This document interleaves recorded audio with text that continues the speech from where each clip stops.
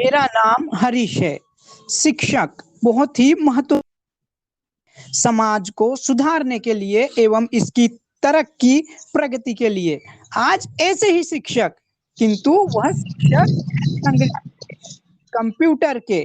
तो हमारे शिक्षक पढ़ाते हैं कंप्यूटर, इसके साथ साथ मल्टी टैलेंटेड भी है, इनका अपना बिजनेस भी है, इसके साथ साथ थेरेपिस्ट भी है। तो प्रशांत सर, आपका हमारे इस पॉडकास्ट में बहुत बहुत स्वागत है। शुक्रिया हरीश सर।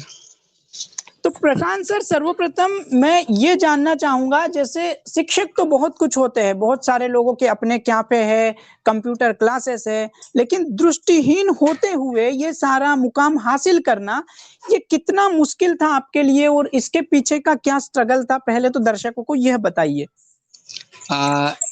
मैंने जो कंप्यूटर ट्रेनिंग किया है अपना गवर्नमेंट ITI श्रद्धानंदपेट में है, वहां से किया है। और स्ट्रगल ऐसा करना पड़ा कि सवेरे निकलना पड़ता था, 2 बस चेंज करके, फिर वो कुछ डिस्टेंस पे वॉकिंग करके जाना पड़ता था, और फिर वहाँ दिन भर रुकना पड़ता था। फिर शाम को बारिश का समय रहा तो बहुत तकलीफ होती थी बस मिलने में वगैरह। तो इस मतलब स्ट्रगल तो करना पड़ा, और प्रैक्टिस जितनी की करनी पड़ती थी उतनी ज्यादा करना पड़ता था प्रैक्टिस। जैसे सर, मैं ये जानना चाहता हूँ कि एक नॉर्मल इंसान होता है, नॉर्मल स्टूडेंट होते हैं, बड़ा ही आसान होता है उनके लिए, इतना मुश्किल नहीं होता जितना एक दृष्टिहीन होने के साथ साथ कंप्यूटर सीखना हो। तो सर, मतलब दृष्टिहीन होते हुए कौन कौन सी दिक्कतें आती हैं और इसका निवारण किस तरीके से किया जाता है? मतलब दृष्टिहीन बच्चे कंप्यूटर कैसे सीखते हैं और आप उन्हें कैसे सिखाते हो, ये बता दीजिए। अपने दृष्टिहीन बच्चे जो कंप्यूटर हैंडल करते हैं तो उसमें 2 मतलब स्क्रीन रीडर सॉफ्टवेयर है।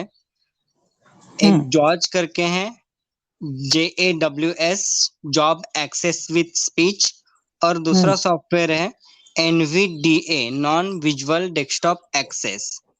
तो ये सॉफ्टवेयर ग्राफिक्स पे काम नहीं करते, उस पे दिक्कत आती है। जैसे अपन गवर्नमेंट फॉर्म भरते हैं तो वहां कैप्चर आता है। पहले ये कैप्चर जॉर्ज NVDA रीड नहीं करता था, अभी उस पे डेवलप हुआ है ऐसे बोल रहे हैं लोग, पर अभी तक मैं यूज करके देखा नहीं है कितना यूजफुल है क्या है। पर उसमें भी अभी भी अपने लोगों को उसमें भी अभी भी दिक्कतें आ रही है। बाकी तो जो ग्राफिक्स है वो तो वो हैंडल नहीं कर पाएंगे, पर जो बाकी का है टेक्स्ट में जो भी है वो सब हैंडल करते हैं।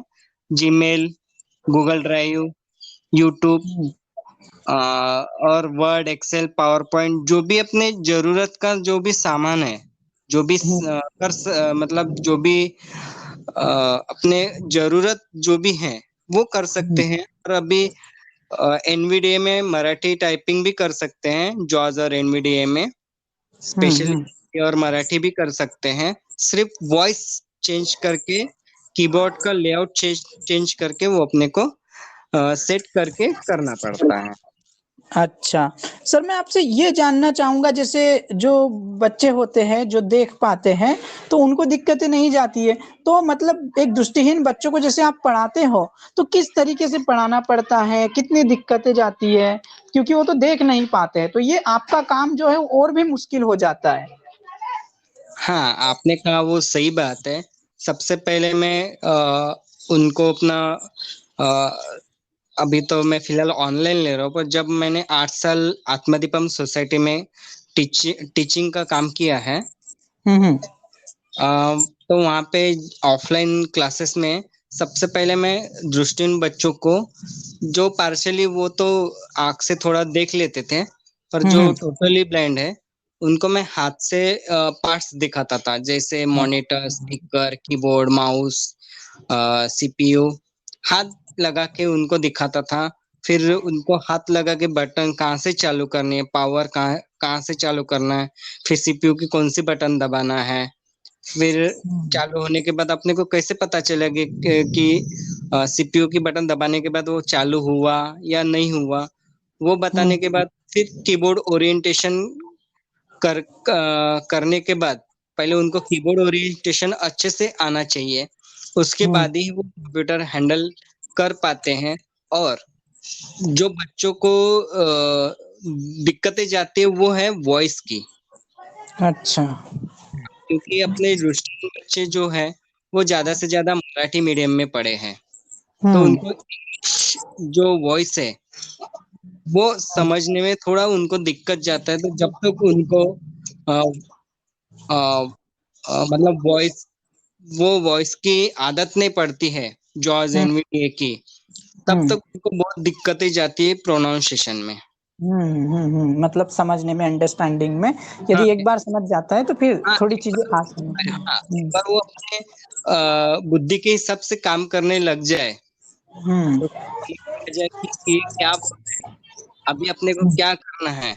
और कंप्यूटर ऐसी चीज है कि अपन कितना भी सीख ले, मैं कितना भी उनको सिखा दूं, जब तक वो खुद करके नहीं देखेंगे तब तक कंप्यूटर वो हैंडल नहीं कर पाएंगे। मैं कितना भी सिखा दूं उनको, 7 साल सिखाऊं, 2 साल सिखाऊं, 5 साल सिखाऊं, पर जब तक वो खुद से वो हैंडल करेगा।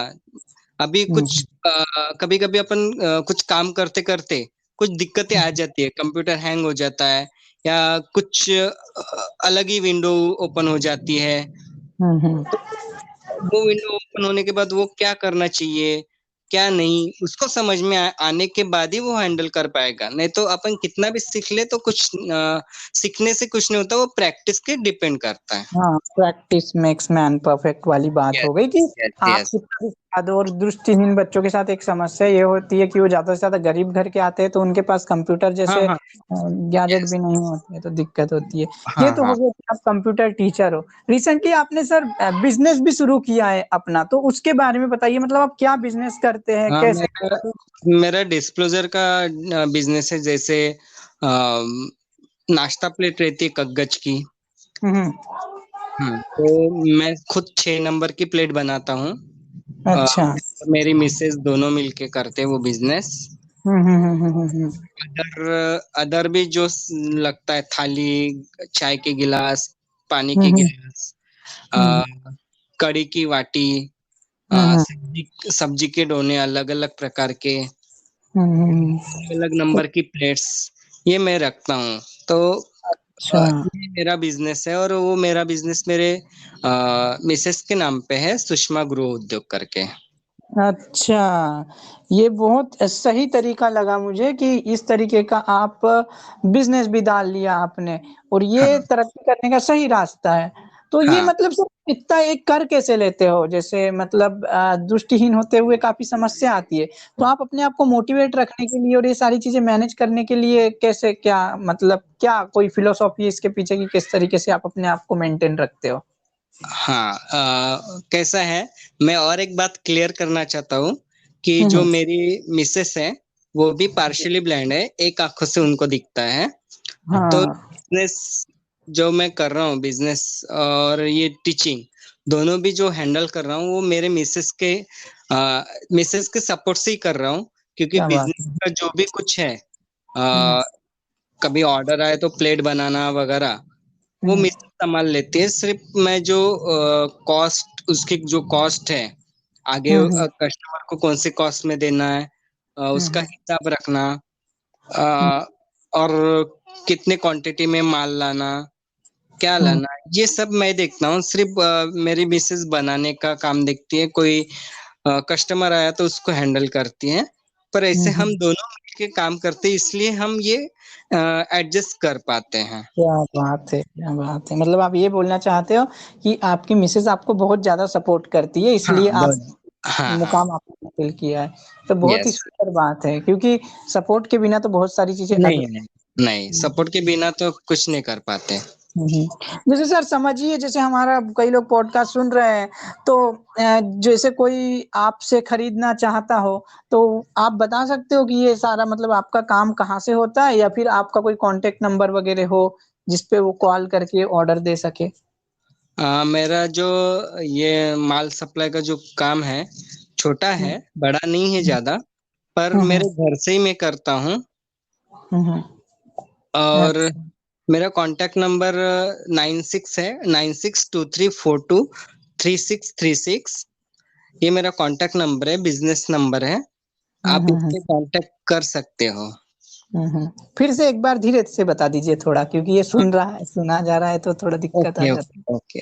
मेरा कांटेक्ट नंबर है 9623423636, 96 23 42 36 36।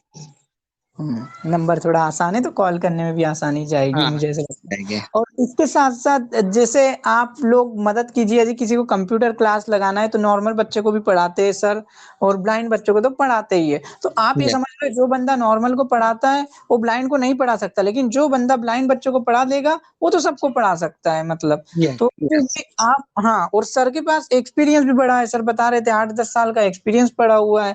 तो मतलब कॉलेज टाइम से या उसके बाद से ही सर ने कंप्यूटर पढ़ाना शुरू कर दिया। Yes, yes. हाँ, तो बड़ा एक्सपीरियंस है सर का। तो सर हम्म, इसके अलावा मतलब कंप्यूटर के बारे में जैसे हम लोग बात कर रहे थे, दृष्टिहीन बच्चों को पढ़ने में मतलब कंप्यूटर सीखने में थोड़ी दिक्कत आती है। तो हाँ। ऐसा कुछ आप बता सकते हो जिससे कि ये दिक्कतें कम की जाए और गवर्नमेंट कुछ कर सके, कंप्यूटर इंस्टीट्यूशन कुछ कर सके, और सिस्टम को और अच्छा किस तरीके से बनाया जा सके ताकि ब्लाइंड बच्चों को थोड़ी सुविधा हो? जो सॉफ्टवेयर्स आजकल मतलब सॉफ्टवेयर डेवलप करते हैं लोग, अपनी हुँ, हुँ। वेबसाइट डेवलप करते हैं, तो उस पे ग्राफिक्स जो रहते हैं उसका कम यूज हो तो ये हुँ, हुँ। दिक्कतें कम कर सकते हैं। जैसे अभी टैली है, हुँ, टैली हुँ। में कुछ कुछ ऐसी चीजें, बहुत सी ऐसी चीजें कि अपना सॉफ्टवेयर उस पे काम नहीं करता। अच्छा। हाँ, ऐसे ऐसे बहुत सी चीजें जो जरूरत है, टैली में बहुत उसका काम पड़ता है, हुँ, अकाउंटिंग में उसका बहुत काम पड़ता है, तो उस पे अपना सॉफ्टवेयर काम नहीं करता। तो कैसे, जैसे ये सॉफ्टवेयर डेवलप करते हैं, तो हुँ। सॉफ्टवेयर डेवलप करते समय ये चीज का ध्यान रखना चाहिए कि ये सॉफ्टवेयर दृष्टिहीन लोग भी यूज करना मतलब कर पाए। अच्छा। हाँ, मतलब उस पे ज्यादा हुँ, कम से कम ग्राफिक्स रखेंगे, ज्यादा से हुँ, ज्यादा टेक्स्ट बटन, हुँ, एडिट हुँ, बॉक्स, कॉम्बो बॉक्स, लिस्ट, हुँ। चेक बॉक्स, इसका यूज किया करेंगे तो अपन फुल्ली उस पे काम कर सकेंगे। क्या बात और है! हाँ, हाँ। और ग्राफिक्स पे कैसा कि सिर्फ माउस से क्लिक करना पड़ता है, वहां पे हुँ, कीबोर्ड से कुछ काम ही नहीं होता। हुँ, हुँ, हुँ, इन बच्चे जो भी काम करते सब कीबोर्ड से ही करते हैं, जो भी काम हो। हुँ, हुँ, हुँ, हुँ। तो सही ग्राफिक्स बात है। हुँ, बोलेगा ही नहीं, तो अपन अपने को कैसे समझ में आएगा कि अपना कर्सर कहाँ पे है। सही बात है। मतलब सर ये बोल रहे हैं कि ग्राफ़िक्स वग़ैरह की जगह यदि वो टेक्स्ट यूज़ करे तो दृष्टिहीन बच्चा पढ़ के इस्तेमाल कर लेगा। हाँ, यदि कर लेगा। कंटेंट डेवलपर को इस बात का ध्यान रखना चाहिए कि खाली नॉर्मल लोग ही नहीं, दृष्टिहीन लोग भी यूज़ कर रहे हैं, तो कम से कम भैया उनके लिए कोई सुविधा बना दें कि उनका टॉक बैक या फिर जो इसको सॉफ्टवेयर से जैसे एनवीडीए वग़ैरह बता रहे थे सर, तो कम से कम पढ़े तो सही, इस बात का यस, ध्यान रखा जा सकता है। Yes, sir yes. आपने आपका बहुमूल्य वक़्त दिया, हमारे शो में आए, आपका मैं बात बताना चाहता हूँ। जी। अभी मैंने एक ट्रेनिंग किया है। मैं अभी थेरेपिस्ट हूँ। अच्छा, क्या हाँ, बात है! हाँ, और ये ब थेरेपिस्ट में कैसा कि बॉडी, किसी को बॉडी में पेन रहता है, जैसे फुट में पेन रहता है, हेड में पेन रहता है, किसी के हुँ, शोल्डर में पेन रहता है, तो पेन हम कम करने की कोशिश करते हैं हुँ, एक्यूप्रेशर से। अच्छा, तो और अभी मेरा एक्यूप्रेशर थेरेपी। हुँ, थेरेपिस्ट, अभी अभी मेरा ट्रेनिंग हुआ है और अभी अभी मैं क्लाइंट भी कर रहा हूँ। तो अरे बढ़िया! भी कोई हमें बुलाना चाहे तो हम होम सर्विस, होटल सर्विस, या हमारे पास घर में, हमारे घर में आके करना चाहे तो भी हुँ, कर सकते हैं। और मेरा कांटेक्ट नंबर उसके लिए भी वही नंबर है जो मैंने इंटरव्यू शुरुआत देते समय बताया है। और एक बार बता दो, कोई दिक्कत नहीं। ओके, 9623423636। हुँ, हिंदी में भी बता दो। 96 23 42 36 36। अच्छा, सर बता रहे थे कि उन्होंने क्या बोलते उसको, थेरेपी की, एक्यूप्रेशर थेरेपी। हाँ हाँ, तो इसमें क्या, जैसे किसी को मसाज चाहिए, मसाज भी आता है ना उसके अंतर्गत? हाँ हाँ हाँ, हमारा कैसा है कि acupressure with body hmm, massage. अच्छा, कोई कोई एक्यूप्रेशर। हाँ, कोई कोई अपने सिर्फ फुट में ही करना चाहता है, कोई हेड में ही करना चाहता है, तो हम वैसे भी कर देते हैं। किसी की रिक्वायरमेंट रहती है कि हमको फुल बॉडी करनी है, किसी की रिक्वायरमेंट रहती है कि हमको फुट में ही करना है, हेड में ही करना है, तो हम उस प्रकार से करते हैं और उस अच्छा। प्रकार से उसकी कॉस्ट भी रहती है। तो ये सारी चीजें, सर कंप्यूटर टीचर भी है और सर बिजनेस भी चला रहे हैं, इसके साथ साथ थेरेपी का कोर्स किया है, तो वो भी मतलब सर का शेड्यूल काफी बिजी होता है, उसके हाँ, बावजूद उन्होंने और वक्त निकाला। हाँ, और कुछ कुछ महीने के बाद मैं पंचकर्मा थेरेपिस्ट भी बनने वाला हूँ। ये क्या होता है सर? ये तो हमें सर बता रहे थे पंचकर्मा नाम का कोई और थेरेपी सर करने वाले हैं, तो सर आप बताइए इसके बारे में कि ये क्या होता है, किस तरीके से किया जाता है? अ, पंचकर्मा ऐसी थेरेपी रहती है कि जैसे अपन आयुर्वेद से रिलेटेड रहते हैं। जैसे अपनी जो बॉडी है, हम्म, जब एलोपैथिक भी नहीं था, होम्योपैथिक भी नहीं था, तो अपने जो बॉडी का जो रिलेटेड है वो आयुर्वेद से रिलेटेड है। अपनी जो हम्म, बॉडी बनी है वो आयुर्वेद के रिलेटेड बनी है। जैसे अपनी जो बॉडी है वो वायु, जल, पृथ्वी, अग्नि, इससे रिलेटेड है। मतलब अपनी बॉडी पूरी इस पे डिपेंड करती है। पंच पंच पंच पंचकर्म पे डिपेंड करती है। हम्म। तो उससे रिलेटेड ये कोर्स रहेगा? अरे बढ़िया, हाँ, ये तो मतलब। ये भी हम मतलब ये भी जैसे एक्यूप्रेशर्स है वो ही हम्म, रिलेटेड है, पर एक थोड़ा आयुर्वेद से रिलेटेड है। अच्छा, हम्म। मतलब फिर आपका, मुझे ऐसा प्रतीत होता है, ऐसा ध्येय है कि लोगों को नेचुरल तरीके से स्वास्थ्य देना है, पूरे हाँ नेचर से। हाँ हाँ, हाँ मतलब हाँ। ज्यादा से ज्यादा उनको मतलब हाथों की अपनी कला है, हम्म, पर आयुर्वेद पद्धति से मतलब दवाई वगैरह नहीं, हम्म, हमारी टेक्निक से, अलग टेक्निक से हम्म। कम समय में ज्यादा रिलैक्सेशन देना क्या बात है, कम समय में ज्यादा रिलैक्सेशन उन्हें देना। प्रोवाइड करना है, देना है। तो हम्म ये इस तरीके के था, तो ये सारी चीजें आप कर रहे हो, सोसाइटी में हम्म आपका बहुत बड़े लेवल पे कंट्रीब्यूट है। तो हम्म मुझे ये बताइए सर कि आप जैसे कंप्यूटर पढ़ा लेते हो और सोसाइटी में कंट्रीब्यूट भी कर रहे हो ये सारी सर्विसेज द्वारा, और आपका हम्म बिजनेस भी है, तो पहले तो इन सारी चीजों के लिए वक्त निकालते कैसे हो? ये तो मतलब ठीक है कि आपको आपकी मिसेस का सपोर्ट मिलता है, वाइफ का सपोर्ट मिलता है, पहले तो ये बताइए कि इन सारी चीजों के लिए वक्त कैसे मिलता है और मतलब कैसे मैनेज करते हो इतना सारा? एक्चुअली कैसा है ना कि अपने यहाँ नहीं क्या, एक बात बताता हूँ कि अ, हम्म, अपने यहाँ बहुत से ऐसे कम लोग हैं। मैंने मतलब मैं अपने अनुभव से बता रहा हूँ कि जी सर। समय की जो मूल्य है, कीमत, हाँ। हाँ, वो बहुत कम लोग करते हैं। और हम्म, जो समय की कीमत करते हैं, मूल्य करते हैं, वो हम्म, आगे जाते हैं। अच्छा। हम्म, एडजस्टमेंट ऐसे करना पड़ता है कि समय की जो नजाकत है हम्म। कि अपने को करना पड़ता है कि किस समय में अपन करने से क्या हो सकता है। कौन से काम के लिए कौन सा समय देना चाहिए, क्या करना चाहिए। और हम्म, बहुत से लोग ऐसे रहते कि हाँ, करेंगे आराम से, करेंगे आराम से, तो उससे क्या होता है कि जो वक्त है वो चला जाता है, वक्त अपने के लिए रुकता नहीं। अपन रुक जाते पर वक्त रुकता नहीं। तो उससे क्या होता है कि अपने को जो जो ध्येय अपने को पकड़ना है वो अपन पकड़ नहीं पाते और अपन पीछे पीछे छूट जाते हैं। तो ठीक है ये सर। ऐसी बात है। सर आप जाते जाते क्या मैसेज देना चाहोगे हमारे दर्शकों को? मैं मैसेज देना चाहूंगा कि जो अपना अपना जो समय है वो बहुत हम्म, कीमती है।